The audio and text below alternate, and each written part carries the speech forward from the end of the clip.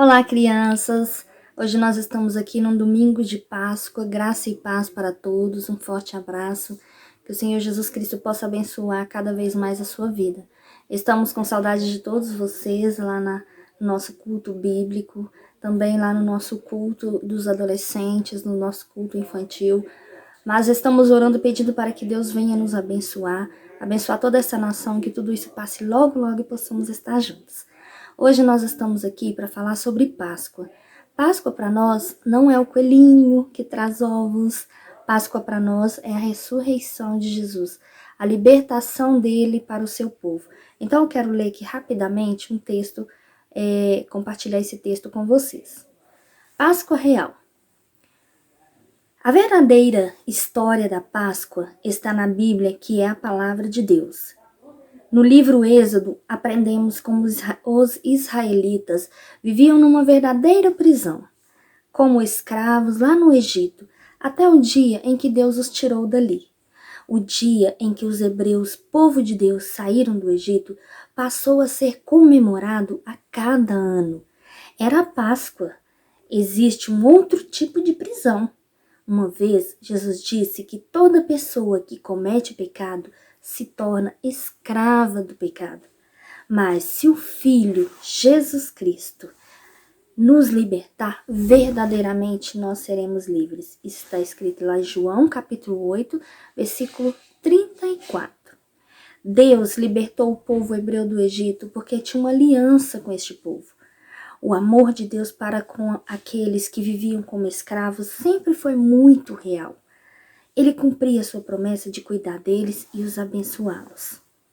A saída deles do Egito foi uma grande prova de amor de Deus para aquele povo. Desta forma, Deus quer libertar todos os que estão presos na escravidão do pecado.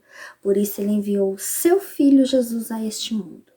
Porque Deus amou o mundo de tal maneira que deu o seu único Filho, para que todo aquele que nele crê não pereça, mas tenha a vida eterna. Está em João, capítulo 3, versículo 16. Na noite em que o Senhor feriu todos os primogênitos na terra do Egito, fez um grande clamor, pois não havia casa que não houvesse mortos. Êxodo, capítulo 12, versículo 29, versículo 30. Vocês podem conferir. Era a morte, a tristeza, a sepultura e a dor. Jesus também foi até a morte de cruz. Ele foi crucificado. Seu corpo foi colocado numa sepultura. Jesus morreu por nós, para que nós pudéssemos hoje estar aqui livre. Em outra passagem fala que no dia da saída dos hebreus do Egito, eles não tiveram a dor da morte por causa do sangue de um cordeiro na porta. Jesus, o Cordeiro de Deus, morreu no lugar de todo o que nele crê. Em Jesus, a vida eterna, ele pagou o preço pelo pecado com sua morte e sepultura. A maneira como Deus libertou os israelitas da escravidão do Egito foi maravilhosa. Mas uma coisa muito trágica aconteceu. Todos os filhos primogênitos de cada família que vivia no Egito foram mortos. Primogênito, você sabe o que é? É o primeiro filho que nasce em cada família. Outras tragédias já tinham acontecido antes, mostrando o grande poder de Deus para convencer o faraó a libertar o povo de Israel. Desta vez, faraó não pôde resistir. Ele viu que nas casas dos hebreus nada havia acontecido, pois cada família tinha sacrificado um cordeiro e colocado sangue por cima das portas, lá em cima das suas casas. Este sangue de um cordeiro livrou os hebreus do castigo da morte, e eles não puderam sair. João Batista, um profeta de Deus, disse sobre Jesus: Eis o Cordeiro de Deus, que tira o pecado do mundo. Em João, capítulo 1 e 29, você pode conferir isso que eu estou falando. A saída dos hebreus da prisão foi possível por causa da obediência à palavra de Deus, colocando o sangue do cordeiro em suas portas, como um sinal para que o anjo que traria a morte a todos os primogênitos do Egito não entrasse nas suas casas.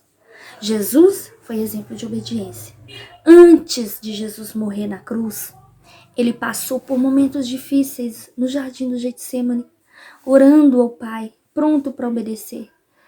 Pai, não se faça a minha vontade, mas sim a tua. Em Lucas capítulo 22, versículo 42.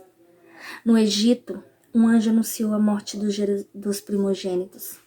Em Jerusalém, um anjo anunciou a vida. No primeiro dia da semana, 3 dias depois da morte de Jesus, algumas mulheres foram ao sepulcro preocupadas em como iriam conseguir remover a grande pedra da entrada do túmulo. Só que houve um grande terremoto. Um anjo desceu do céu e removeu a pedra. O anjo foi até as mulheres e disse: não temais, porque buscam o vivo entre os mortos? Ele não está aqui, mas ele ressuscitou.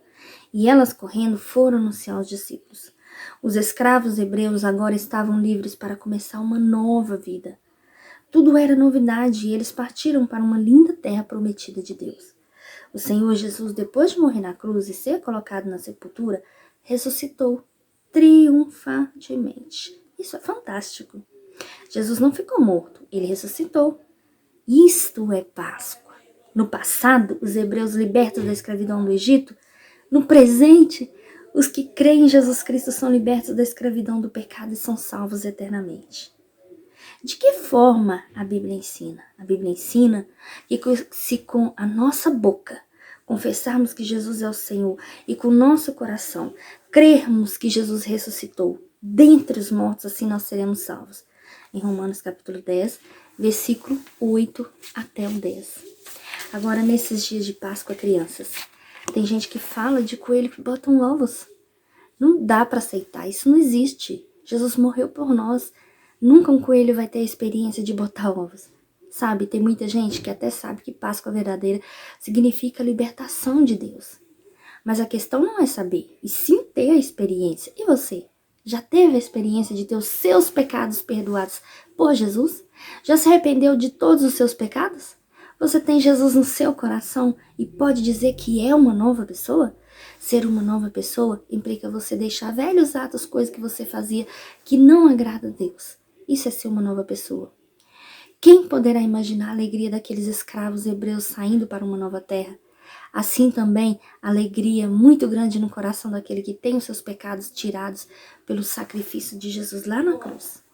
Páscoa é momento de festejar com alegria tudo que Jesus fez em favor do pecador por causa do grande amor de Deus. Não é a alegria dos ovos de chocolate, trata-se de uma alegria muito maior. A de saber que você, que já recebeu a Jesus como seu Salvador, tem o seu nome escrito lá nos céus. Lucas capítulo 10, versículo 20. Foi para a liberdade que Jesus te chamou. Em Gálatas capítulo 5, versículo 1.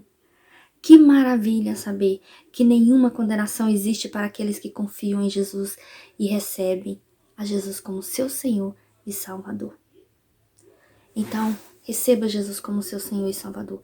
Você que ainda não aceitou Jesus, deixe ele entrar na sua vida e leve Jesus para dentro da sua casa, para dentro da sua família. Ore comigo agora. Senhor, meu Deus e meu Pai, nós te agradecemos, ó Pai, por tudo que o Senhor tem feito por nós, ó Deus, pelo seu amor por nós lá na cruz, pela tua bondade e pela tua misericórdia, pela salvação que o Senhor nos deu, direito de ter, ó Pai. Graças te damos por tudo. Esteja conosco, ó Pai, todos os dias, meu Pai. Nosso coração está aberto para receber a Ti. Em nome de Jesus. Amém. Um forte abraço. Que Jesus abençoe a sua vida cada vez mais.